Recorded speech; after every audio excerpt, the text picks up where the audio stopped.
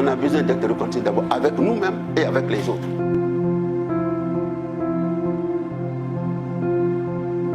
Adolescent, mon père a été accusé d'avoir participé à une opération de déstabilisation de l'État guinéen.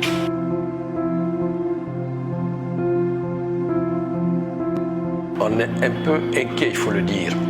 Inquiet du fait que chaque fois que le gouvernement s'engage à tenir le procès, il ne tient pas sa parole. L'histoire politique et sociale de la Guinée a été entachée par des événements douloureux. Ils sont nombreux ces Guinéens qui ont subi des violences politiques à tort ou à raison sans qu'aucune justice ne soit rendue. Les victimes et survivants des graves violations commises ont peu bénéficié d'accompagnement. Du Kambouaro, où des milliers de Guinéens de toutes classes sociales confondues ont péri, en passant par ceux des événements de 1985, où une bonne majorité de militaires ont subi des injustices. À cela s'ajoutent les victimes des événements de 2007 et du 28 septembre 2009, où une centaine de personnes ont été tuées, des femmes violées, des blessés graves et des disparus. Tous ces événements n'ont connu aucune justice. Pour mettre fin à ce cycle d'événements qui a endeuillé plusieurs familles en Guinée et qui a fragilisé le tissu social, le président de la République, fraîchement élu en 2010, a pris l'initiative à travers la mise en place de la commission provisoire de réflexion sur la réconciliation nationale de répondre aux cris de cœur des victimes et leurs familles réunies en association.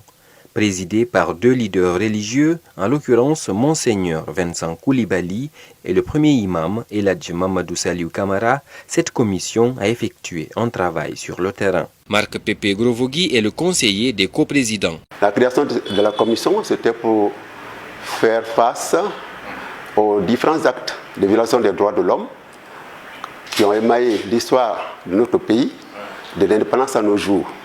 Mais depuis la remise en 2016 du rapport final des consultations nationales devant permettre la mise en place de la commission qui devra se charger de traiter tous les événements survenus en Guinée, rien n'a encore été fait. Des interrogations subsistent pour Amadou Tunkara, membre de l'association des victimes du Kambouaro. Le manque de volonté politique est la meilleure réponse à ces interrogations.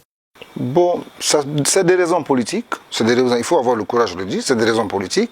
Le rapport a été établi et la restitution du rapport, on était dans un hôtel de la place, le président de la République est venu, la commission provisoire était là, les victimes étaient là et le rapport a été remis au président.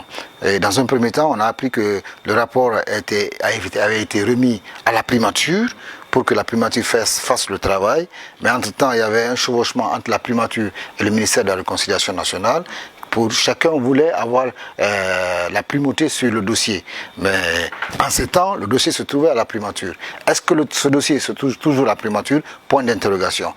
Pour bon nombre d'observateurs, il n'y a aucune raison de réconcilier les Guinéens, car le pays n'a jamais connu, disent-ils, de guerre civile. C'est ce qui d'ailleurs expliquerait en partie la lenteur que connaît la mise en place d'une commission vérité, justice et réconciliation. Et pourtant, ils sont nombreux ces Guinéens qui gardent en eux des séquelles du passé suite à la disparition de leurs proches. Boubacar Bari, qui a perdu son père au Kambouaro, en est un exemple. Donc sa disparition, non seulement a produit un traumatisme, parce qu'on savait effectivement qu'il y avait cette ambiance délétère où il y avait des dénonciations, des arrestations nocturnes, et des ministres n'y ont pas échappé, des hautes personnalités n'y ont pas échappé. Donc l'un dans l'autre, on a considéré que bon, il y avait quand même là, comme on dit, le ciel qui nous tombait sur la tête. On était des jeunes ados, moi j'étais au lycée. Du coup, j'ai été totalement perturbé avec mes grandes sœurs, mon grand frère et mes jeunes sœurs et mes jeunes frères. C'est quand même une famille assez nombreuse. Et puis, il y avait surtout aussi cette démarche, je dirais, punitive de l'État. C'est-à-dire, au-delà d'arrêter une personne chère, on vous expulse de vos lieux d'habitation. Réunis en association, les victimes du Kambouaro et leurs proches continuent de réclamer justice. D'abord, la vérité sur le sort des disparus et la délivrance d'un certificat de décès pour toutes les personnes disparues. La prise en charge sanitaire des rescapés par les Nations Unies et la restitution des biens saisis. la commémoration de certaines dates symboliques, comme le 25 janvier 1911. Je vous rappelle que le 25 janvier 1911, sur toute l'étendue du territoire guinéen, des Guinéens furent pendus. Alors, cette date, nous souhaitons que cette date soit commémorée sur le plan national. Et le 18 octobre 1911 aussi, 71 Guinéens ont été fusillés entre Conakry et Kinya. Cette date, nous souhaiterons que cette date soit retenue comme date à commémorer sur l'étendue du territoire. Même s'il n'y a pas eu de guerre civile en Guinée, réconcilier les Guinéens reste une nécessité, estime Dr Marc Pepe Gorovogui, le conseiller des coprésidents de la commission provisoire de réflexion sur la réconciliation nationale. L'histoire de notre pays montre qu'il y a eu des moments douloureux qui ont entraîné des frustrations et une rupture de la cohésion sociale. Donc la réconciliation est une nécessité. Tout observateur de notre situation nationale voit qu'il y a des crises récurrentes. Et pourquoi ces crises récurrentes? C'est parce qu'il y a des frustrations et il y a un passé qui n'est pas encore traité. Donc il nous faut obligatoirement faire face à notre passé, traiter le passé et envisager le bon vivre ensemble entre les Guinéens. Donc pour moi, la réconciliation est une nécessité. Il invite le chef de l'État à honorer son engagement. Et je veux, par cette tribune, demander respectueusement au président de la République que, conformément à son engagement avec la commission de consolidation de la paix, décision des Nations Unies, et aux recommandations de la commission provisoire de réflexion sur la réconciliation nationale, de prendre toutes les mesures appropriées pour accélérer ce processus de mise en place de la commission Vérité, Justice et Réconciliation. Si la commission Vérité, Justice et Réconciliation ne semble pas être une priorité pour les autorités, les procès des massacres du 28 septembre 2009 est cependant de temps à autre évoqué par le pouvoir en place. Mais les victimes de ces événements douloureux et les organisations de défense des droits humains qui les assistent deviennent de plus en plus impatientes vu la lenteur qu'enregistre la procédure. Bari Oumou est l'une des victimes. Ça me travaille parce que avec l'âge que j'ai aujourd'hui, ça me travaille. On a attendu et chaque fois, c'est des promesses qui n'avancent pas. On nous promet et rien n'est vu et nous attendons toujours la justice. Nous sommes fatigués, mais comme c'est la Guinée, les autorités, ils savent tous que la vérité est là, mais ils refusent de reconnaître même les survivantes d'abord. Et le procès aussi, ils ont refusé parce que les institutions n'ont pas donné les informations, ils ont donné même, ils ont financé. Et maintenant, là, ils refusent parce que c'est des promesses qui sont là. Et cette fois-ci encore, on nous dit que c'est au mois de juin. Qui sait? Saran Sissé, une autre victime du 28 septembre, se sent, elle, abandonnée. Le gouvernement actuel nous a insultés, nous a humiliés, malgré ce que les militaires guinéens nous ont fait. Mais ça, c'est à peu près dans 4 heures du temps. Mais ce que le gouvernement actuel est en train de faire sur nous est plus douloureux que ce qu'on a vécu ce jour. Pourquoi? Parce que depuis 11 ans, on est là en train d'attendre. En France, dire, c'est des gens qui ne nous reconnaissent pas.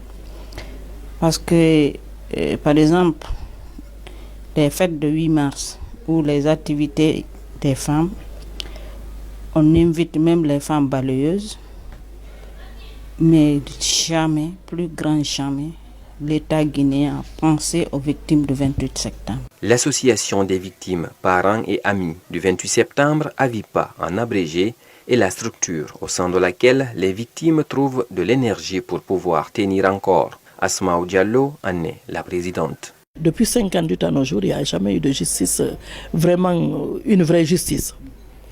On a assisté une fois au jugement des gangs avec Doura Chérif. Donc ça, tout le monde a vu.